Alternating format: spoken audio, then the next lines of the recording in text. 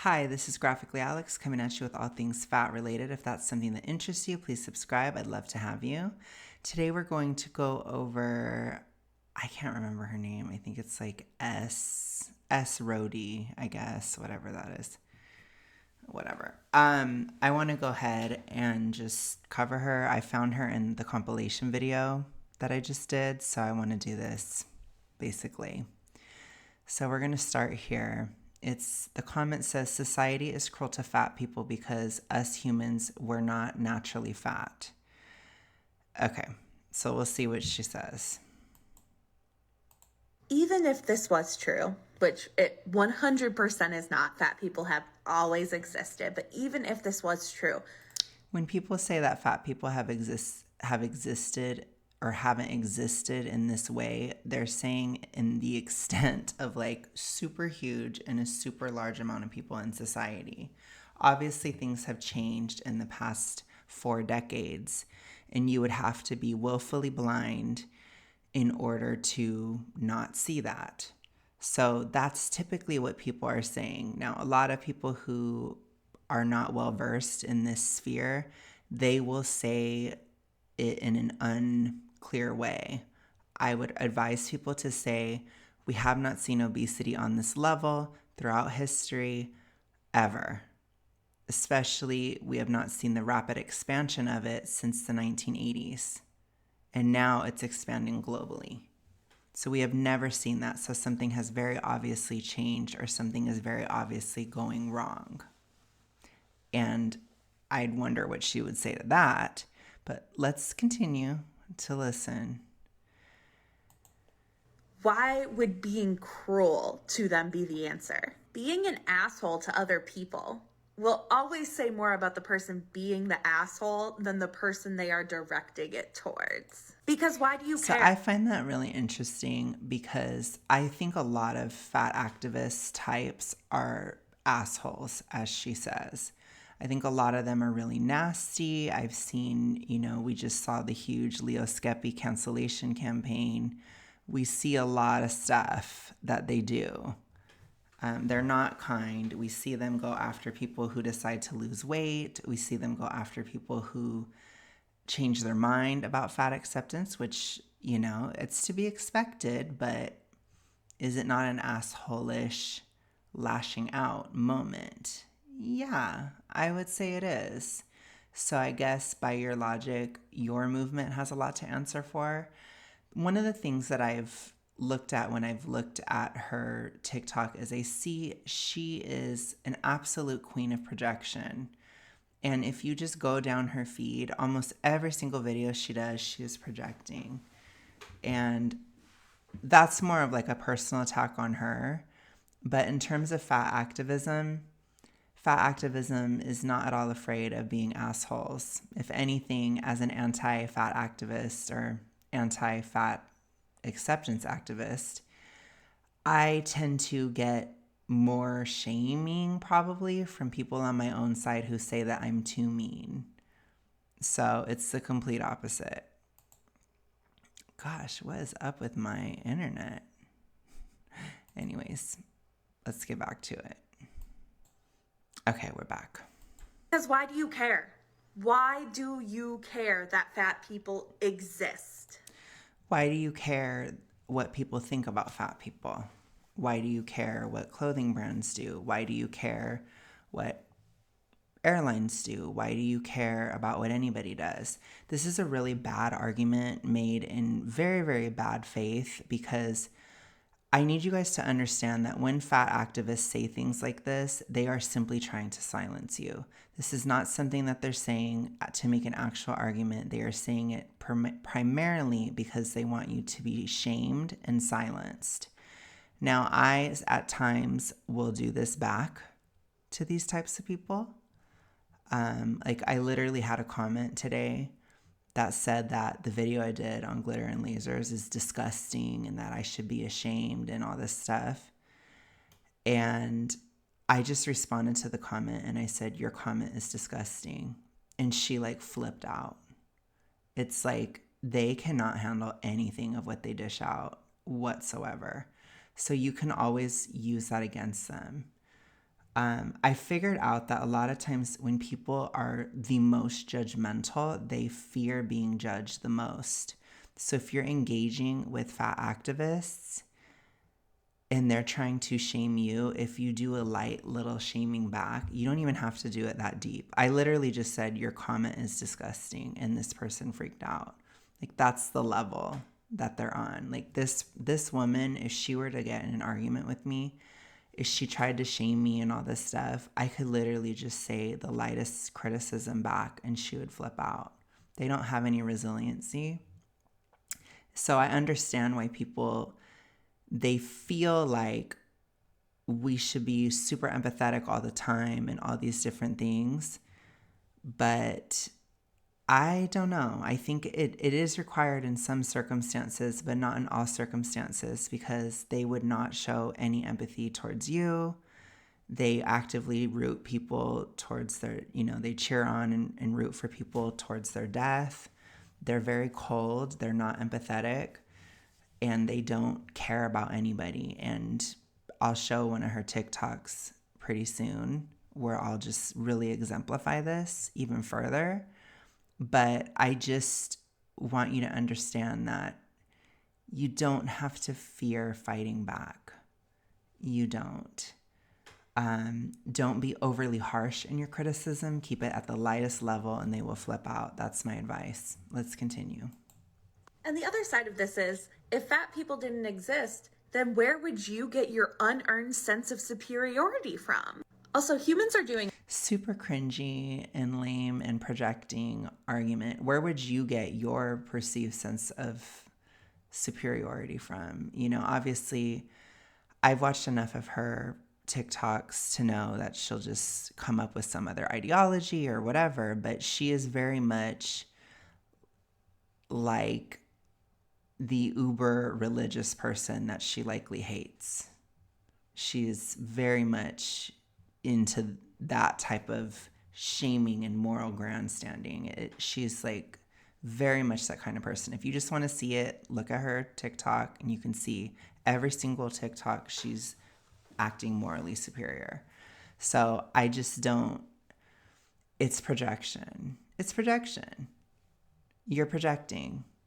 And for me, with a second of critical thought of what you're saying, I know that you're projecting because this is you. That's you. A lot of things today that they didn't used to naturally do.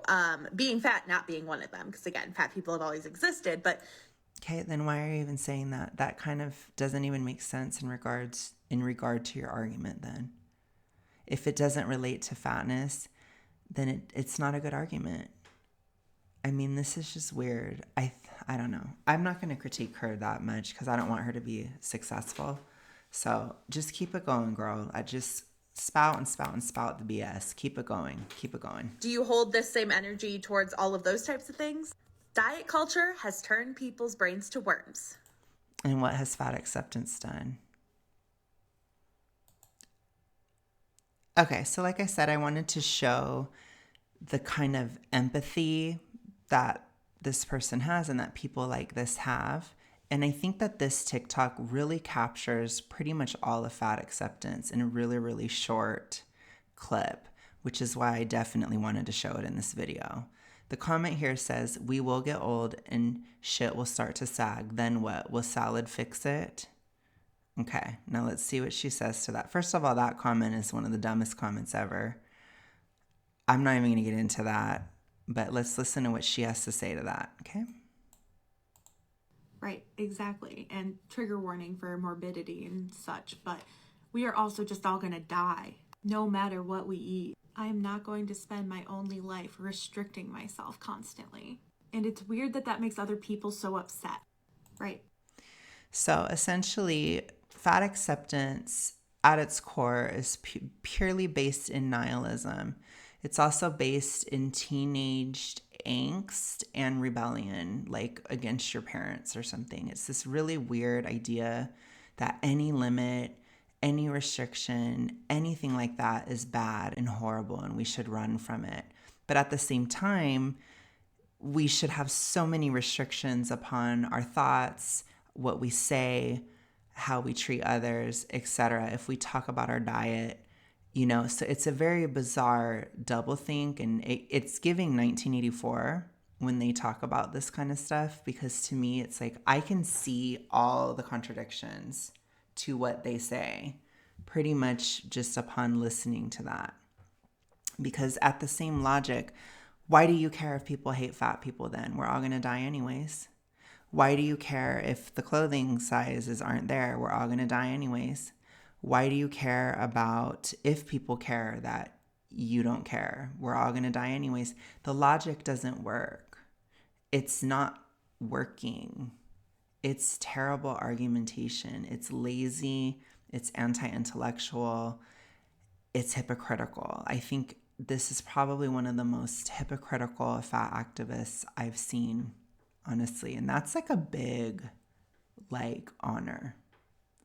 So I'm just saying, it's ridiculous.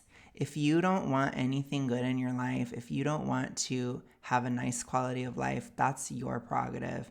I will always try my best to help motivate and encourage people to increase their quality of life through healthy, sustained weight loss when necessary. And many others are like me as well, and thank God for that. But,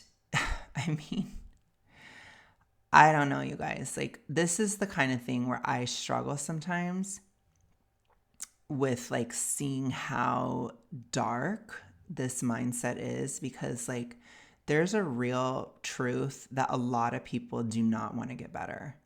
And that's this bitter pill that I've been trying to swallow lately, is seeing that a lot of people are really invested in illness, and they're really invested in their obesity as a part of their identity to the extent that they are willing to die for it.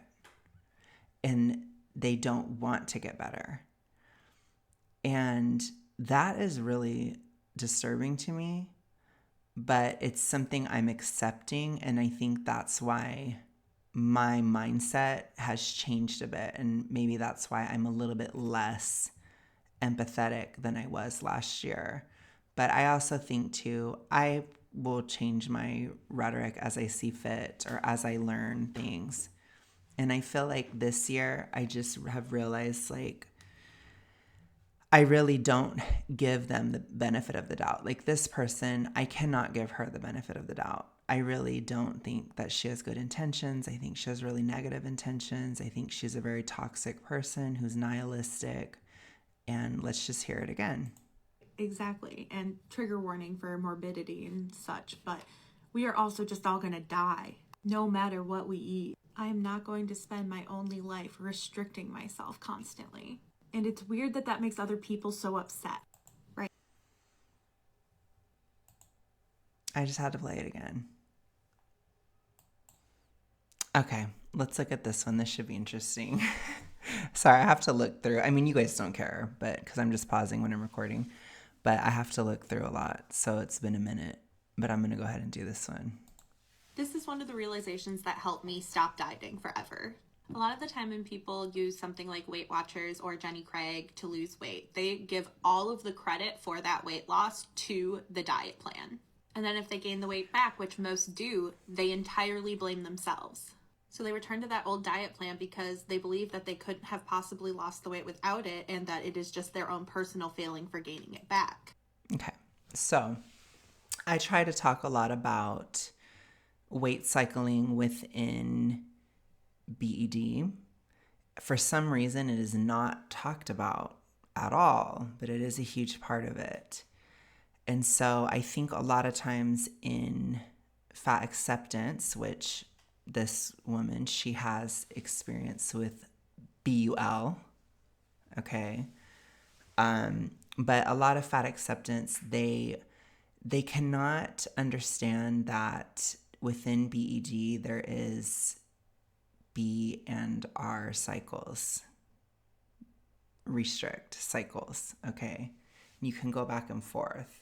Typically, in my opinion, this is when it's getting more severe, because you start to utilize diets to not eat certain foods so that you can have a sense of euphoria once you've eaten those certain foods. And you do this cycle over and over again. And it can escalate over time. And this is very unhealthy to do. It's abusing your body's satiety signals. It's abusing your body by creating a supernatural euphoric feeling from eating using restriction. And so I think a lot of people do that. Now, can it be more moderate? Sure. But is it? I don't think it is. I think if somebody's gaining and losing, like I did, I gained and lost 80 pounds in a year twice. That's very severe. That's very harsh on your health. I was doing keto from September of 2018 until, and I did take breaks until June of 2019. And I went from 370 to 290. Then over June till I think June till like October, I gained all the weight back. And then from October until February, I lost it again, but I only got to 295. So technically January. So I was extremely strict that time, like the second time. Like I think I was barely eating, low-key. But I lost huge amounts of weight, which on keto you can lose a lot of fluid too, so the fluctuations can be really drastic. But that was definitely not okay. And that's ED behavior. So even if somebody's doing that with Weight Watchers, it's the same thing. They're not addressing a mental health issue, or they're not addressing the actual cyclical nature of what they're doing, which typically, in my opinion, this is just my opinion, not a professional opinion, anything like that, but I would think that based on my experience and based on what I've observed in others, that restrict cycle comes in when it's worse, because you're usually big enough that you start to feel concerned about it. So you start doing worse restriction. So without saying too much more, that's what that is. And it's supposed to be a distraction. It's supposed to be something that you think about all the time. Like, and a lot of fat activists, they'll say like, I just don't want to think about the fact that I'm dieting all the time. I don't want to think about my body all the time and blah, blah. And that's fine. But for somebody who's in the throes of that ED, that's a part of the appeal. Is that you don't have to deal with other life problems because you're busy focusing on that one. So I think people don't talk about that aspect whatsoever. And I don't know if she's aware of that. I don't know what she's doing. I don't know what her diet is. I have no clue. But I will just say, like, that's what that is. So people do, in a sense, rightfully blame themselves because they're not sticking to whatever diet it is. And I think, too, they should blame themselves because they're doing something that's ultimately unsustainable or overly restrictive. And I think that that's also a part of this equation. So either way, it's good to take accountability on both ends. So anyways. But the shift in perspective that helped me was thinking, didn't that diet promise long-term results? Didn't it promise that I wouldn't feel deprived? Didn't it promise? Do you honestly think that you could just binge eat forever and just eat tons of food and not gain any weight? Like, I think that a lot of times there is a balance. If your diet is overly restrictive and unsustainable, primarily for you, obviously, right? So people have different bodies react differently to different macro ratios, etc. Like, I can assure you, for myself, being extremely hypothyroid, the two diets that were horrific for me to do were keto and veganism. They're very challenging to thyroid health. Keto, a little bit less so if your body has an easy time converting protein to carbs. My body didn't. I have a fatty liver. So it was very difficult for my body to do that. So I had a horrible experience with both diets. And I would use them to restrict certain foods so that I would then eat them later. And like I said, experience that euphoria. And I think honestly, I have permanently scarred my brain where I will never be a foodie because of that. Because nothing is going to taste like how it used to. And so it's a weird thing to say, but I don't think I will ever have a food addiction because to me, nothing will ever be like that feeling of that, like euphoria. And in 2021, when I quit, when I got over my BED completely, I missed it. And I was so tempted to start dieting again. I was so tempted, and I didn't allow myself to. I stayed on the thyroid protocol, and I didn't allow it to happen. I wanted to go keto again so bad, and I didn't allow myself to. And so I really think you do need to question what your intentions are for the diet. Like really, really think about it. Like I think a good place to start would be if I wasn't fat anymore, if I wasn't struggling with this anymore, would I be okay? Or would I immediately think, what do I do now? Or would I just freak out and go into an anxiety attack if that were the case? If this was not a distraction in my life anymore, would that be something that would cause a panic attack? If that's the case, then your mental health may not be there in regards to your dieting pursuits. So just be aware of your intention. I think your intention does matter. And sometimes our intentions can be subconscious. So really examine it. Nobody can read your mind, but look at your behavior and look at what you're doing. Are you in a cycle? If you are, then you need to break it. Okay? Full stop. You got to break the cycle. All of these things that it didn't deliver on, it sounds like the diet failed me, not me failing it. Also, Sounds like you didn't break a cycle. That's what it sounds like to me. Sounds like maybe there is ED behavior going on here. Because for most people, or I don't know about most, but especially when you get to super morbidly obese, for example, but for most people who are kind of chunky, they can typically just start counting calories and the weight comes off and that's it. So I think it's important to understand what your motivations are. You know, I think in other situations, people could be trying to diet to gain self-esteem or to gain a feeling. And I don't think that that's healthy either. So I think it's really important overall to keep diet and weight loss physically rooted and grounded, because that's your best bet, because your goals should be physical and grounded. Because what if you're not happier?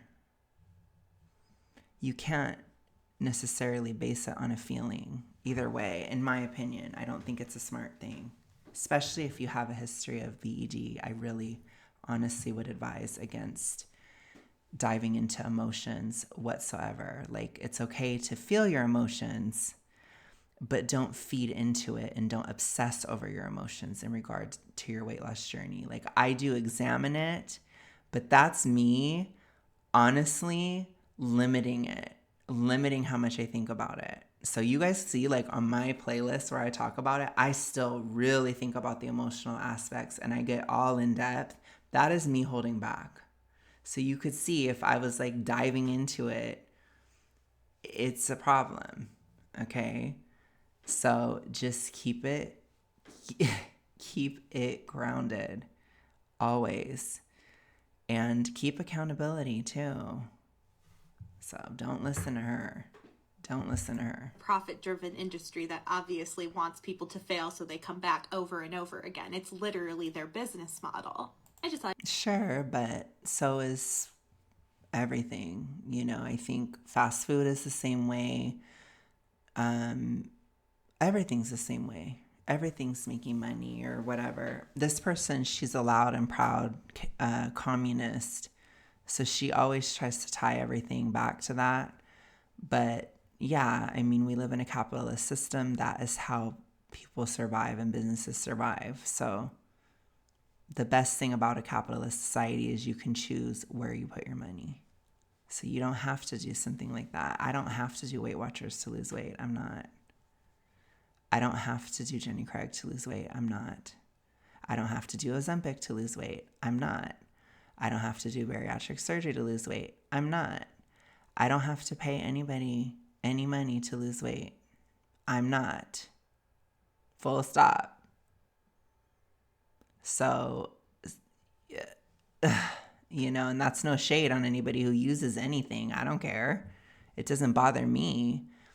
I just care that you're successful. But if your biggest issue is that you don't want to feed into some corporation or the health in the industrial medical complex or whatever, you don't have to lose weight. You don't. It is literally in your power to do it. And that is one of the best things about it. Okay. I think I'm going to do one more. All right. So here's our last one. I just wanted to show you guys the how she is a communist. I'm not just saying that just to say it. I want you to see it. But this comment is also interesting to me. So they say carbs have been so demonized by Western countries, even though unnecessary sugar is the issue. Okay. So as far as that comment, whatever. I don't know. I don't know. I think it's stupid to make a statement like that anyways, because there's plenty of carbs all over Western culture. I don't think there's a lack of that if you don't want that. I think you could say carbs are demonized in the anti-fat activist space. That I would agree with. Yes, that's true. I think unnecessarily so. But, let's go ahead and see what she's going to say. I'm sure she's going to have an amazing take, you guys. We're really on it. Okay, so I do agree that Western culture and white supremacy have played major roles in diet culture, fat phobia, even perpetuating the idea that bland food is somehow healthier. All of those things can be tied back to white supremacy. But I don't think the problem is that we're demonizing the wrong foods. I think the problem is that we're demonizing any foods at all. Like this unnecessary sugar comment makes... Okay, so I kind of to me, that's already starting with so much verbal diarrhea, just to start with. When communists say white supremacy, they're saying capitalism. They combine the two things. So that's why they'll accuse people of having whiteness. Whiteness means having a capitalistic mindset. That's basically a coded language that they use. So when she's saying something like diet culture or demonization of carbs is white supremacy, she's saying it has to do with capitalism. So I don't know if any of you guys knew that. If you didn't, congratulations. I just taught you something about communists. But that's basically what she's saying. Otherwise, it doesn't make sense. I mean, if you literally think she's talking about skin color, then you're probably going to be really confused. So that's what that means. So yeah, she's saying capitalism is creating the demonization of carbs, which even that doesn't really make sense at all, but okay. And then she'll go on to say any and all foods are good. So even foods where there is a legitimate gripe, where foods are unhealthy and being sold solely for profit, which would be a legitimate criticism of capitalism or especially corporatism, she won't even say that. She has to defend those types of food. It's very interesting, the doublethink. It's very interesting. Demonizing any foods at all. Like this unnecessary sugar comment makes me think of I love how she's low-key mad at this person for saying that. I just have to say that. Nothing's ever good enough. So, anyways, I just want you to know nothing's ever good enough. idea of don't drink your calories, which was still a rule I followed years into recovery, and it took until I was truly practicing intuitive eating for me to finally shed that last vestige of my ED. And obviously no hate to this commenter, I'm just using So the idea of not wanting to drink your calories is an ED. That is ridiculous. That is absurd. I don't think that is anywhere near an ED whatsoever. Like, this person, she honestly believes that any and all limitation for any reason is an ED, which is insane. That is the most ridiculous, most absurd thing I've ever heard. It is crazy. Crazy. Show me your diagnostic criteria that thinking about if you don't want to drink your calories is an ED. Show it to me. It's ridiculous. Laughable even.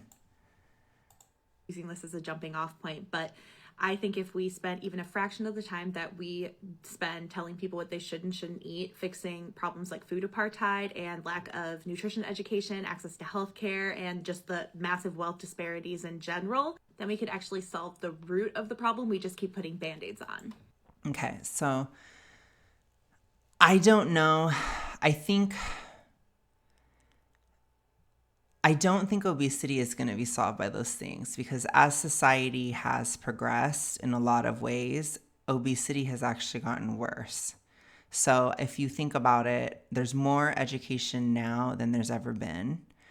There's, poor people in the United States, for example, have more available to them than they did 100 years ago, and they're fatter. So as far as like education, yes, I agree, but where is that education coming from? If it's government education, who is funding it? Who is pressuring or lobbying the government to educate a certain way? Like, there's a whole host of issues that go into the issue of obesity where it's not an easy solution to just say the system is the problem. The truth is that within obesity, you are the problem. I'm sorry. I know you don't want to hear that, but you are. You are.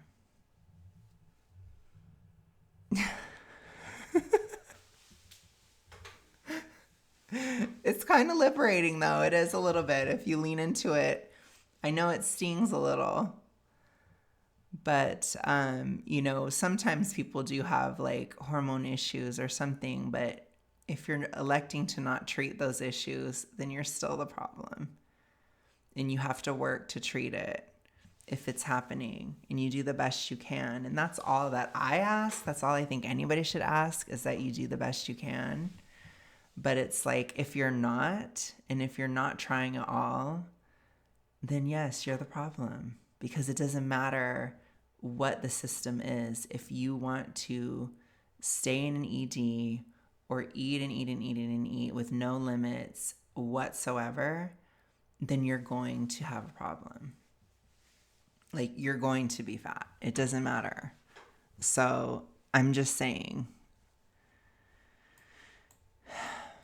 Anyways, you guys. I think that's all I'm going to cover today. This was a trip of a feed.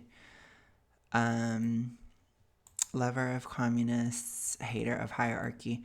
Unless if it's her moral judgment hierarchy, then she's totally good with it. Because again, she's a huge hypocrite. But anyways, you guys, thank you so much for watching. I hope that you enjoyed this. And let me know what you think. I love to read your comments, even some of the hater comments. But go ahead and let me know what you think. And I will talk to you guys again very soon. Have a good rest of your day, night, whatever. Peace.